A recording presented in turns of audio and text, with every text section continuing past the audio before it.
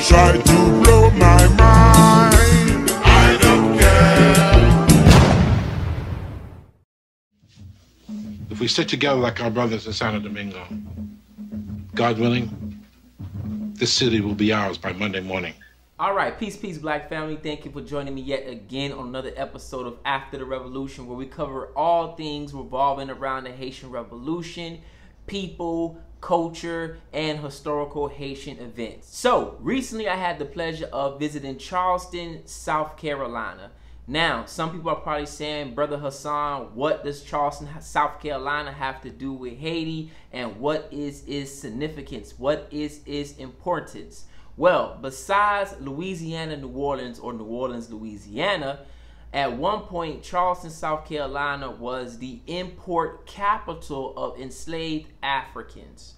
Okay, so it has a very significant history when it comes to the enslavement of African people, Gullah Geechee. I mean, there's so much history in Charleston, South Carolina that I'm not going to be able to cover it all. So I advise that you do your own research. Use this video as a stepping stone. Now, there's one particular person that I do want to highlight throughout this video, and this brave African man goes by the name of Denmark Vessey, or Vessey, depending on how you might pronounce it. Just to give you a little backdrop about Denmark Vessey, it is said that he was born sometime in the 1700s in St. Thomas and brought to the continental United States, or the 13 colonies, because at that time, a lot of the enslaved Africans came in through the Caribbean. This was another interesting fact that I learned about Charleston, South Carolina, where you have a very strong dialect that sounds like the people can be from the Bahamas or either Louisiana. It's very unique. So this is a good question. Are Gullah Geechee people descendants of like Caribbean people? So growing up, a lot of people used to be like, oh, y'all sound like y'all from the island. Y'all sound like y'all from the island. We used to be so confused. I'm like, what island is y'all talking about? Unless you're talking about the island in Charleston, because we've been from, yeah.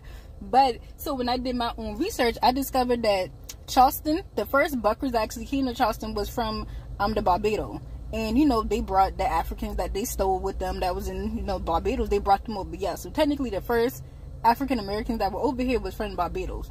So we have a huge connection. Even the way they designed Charleston, like we got Rainbow Road downtown, and they got something similar even now, how they designed the whole entire structure. And then also we've been cutting up. So when, you know, an African was rebellion in Charleston, them boys shipped them off to one of the Caribbean islands, be it Jamaica, Barbados, Bahamas, you know, and vice versa. So that's why, you know, you would hear we sound, I guess, like we from the island.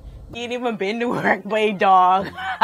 My boy, Taco, ain't going low. Join, I ain't gonna tell the boy, still, you see? But this accent was a lot different from what we know as the Gullah Geechee language or accent. So if you heard Gullah, people are cracking teeth like this and thing like that, and yam, punny quarter and thing like that, jokes and all that kind of wonder, then they Gullah.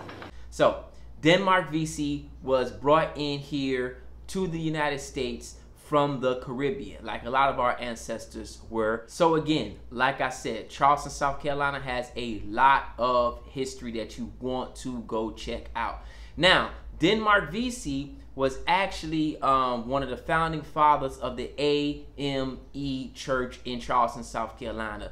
This, coincidentally, is actually the church that Dylan Roof later on went in and created his massacre within that church. So this church has real roots, deep rooted in the city of Charleston, right? And even when you actually go around the church, and this is very interesting, I've seen it for myself, you would notice that the church symbols, right, because the church was built in 1818, and when you actually go around the church symbols, you would actually see that the church symbols have these veves on them. Black Power family, so I stand today in Charleston, South Carolina in front of the AME Emmanuel Church. And as I look around the church, I noticed, because this church was founded in 1818, I noticed when I look around the church, you see veve symbols on the gates, right? And those who are into African spirituality and voodoo know what I'm talking about when you see these veve symbols right here. If you come a little closer, you can see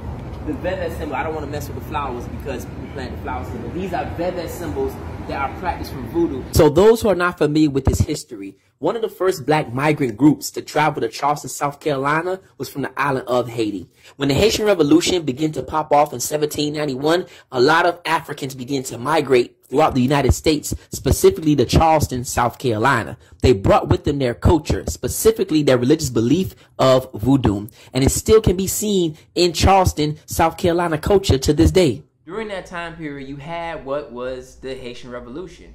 In 1804, a lot of Africans left Haiti and made their way to Charleston, made their way to Virginia, and made their way in the intercoastal part of what we now know as the United States, right?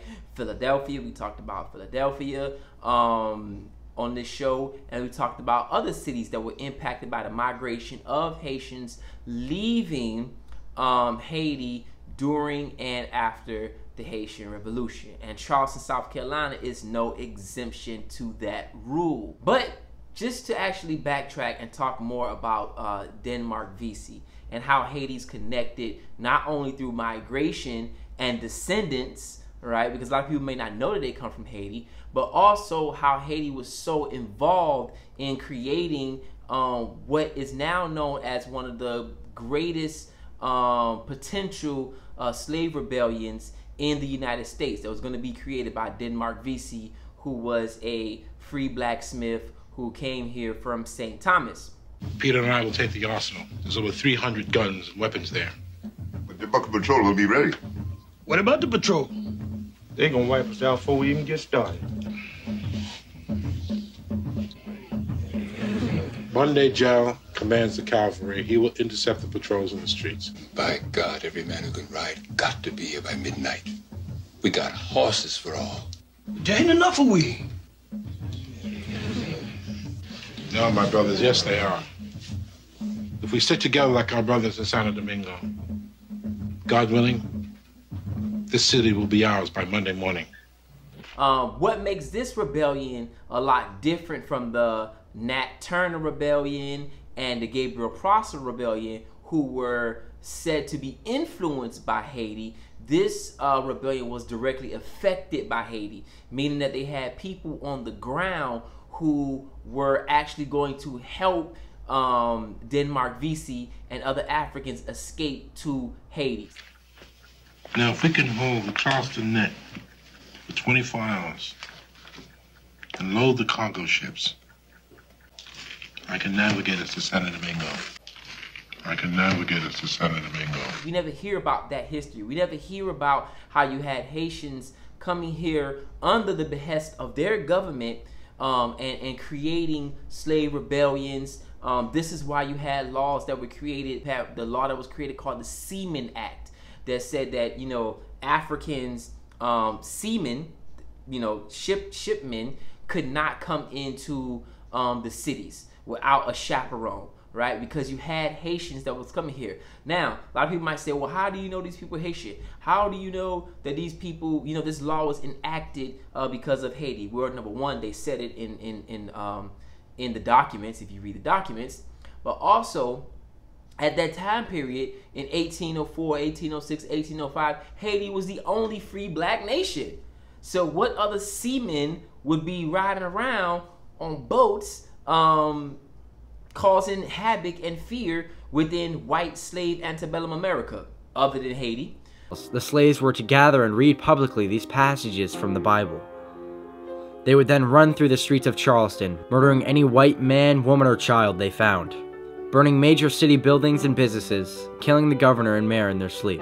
They would then reach the ports, where they would seize it, gather all 9,000 slaves and the other 54,000 black citizens of Charles into ships, and set sail to Africa or Haiti, where they would be welcomed as free men. As word of the rebellion spread quickly throughout the community, though, one of the slaves informed his slave worker of the plan.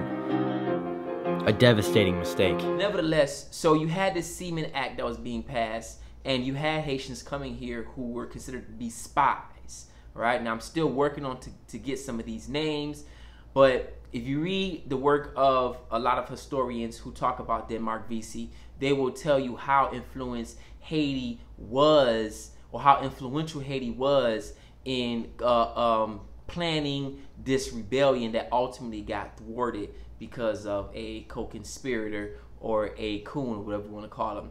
There's also movies and books where they openly talk about, you know, their plot to escape to Haiti. A vocal white minority warned of potential trouble ahead.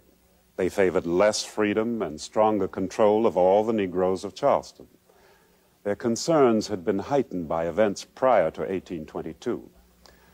A successful slave revolt in Santo Domingo, now called Haiti, brought the overthrown French colonists fleeing into Charleston with tales of black revolution.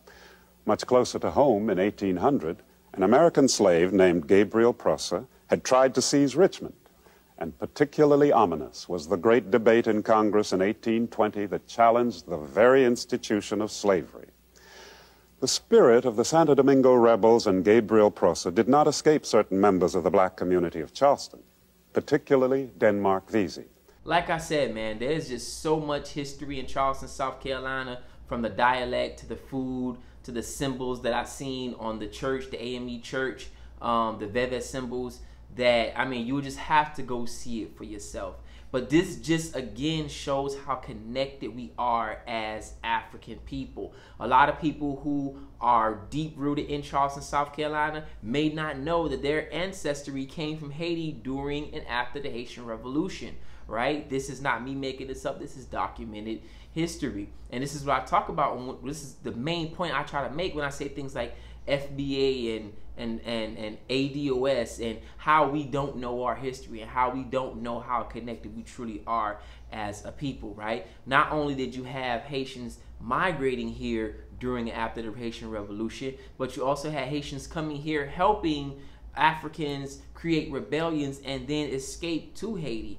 So this history is very important. It's very rich to understand this history, because a lot of us, when we do our history, we do it just from a national standpoint. This is my nation's history. I'm black. I'm here, and this is and that's the furthest thing from the truth. But it was a pleasure and an honor to go and speak to some of the natives that was there in Charleston, South Carolina. A lot of people didn't want to be on camera, understandable. A lot of people didn't want to be interviewed, understandable. And just to go there and just get the history for myself and see it for myself and go into, you know, some of their libraries and see some of the statues and touch it and feel it for myself. It's just awesome to go and do that. And I think that's the real essence of researching something, right? It's easy just to, you know, Google search something, but I think it takes a lot of tenacity to go and feel it and see it for yourself. There's a lot of things that I did in Charleston, South Carolina when I was down there at the slave auction, what used to be the slave auction. I visited a plantation down there. It was just a very awesome experience to go down there and see it for myself. But again, you know, if you do your research on the migration of Haitians to Charleston, South Carolina, you will see that connection. If you go deep into the culture, you will see what we call veves in Charleston, South Carolina, which comes from Haitian voodoo. And you will see the connection of how Africans in Haiti assisted in destroying the system of slavery through rebellion and war, you know, all throughout the South. You know, I did several videos on, you know, Haitians fighting in the Battle of New Orleans, the Battle of Savannah, and you know, we've always fought against the ideas of institutional slavery, of owning the people. Haiti has always been, to me, in my eyes, and it should be in more historians' eyes, the land of the free. So hopefully you enjoyed this video. Hopefully you learned something. Hopefully you go off and you research some of the stuff that I've been talking about in this video. Until next time, family, think black, stay black, love black, support black, and that's real African black power.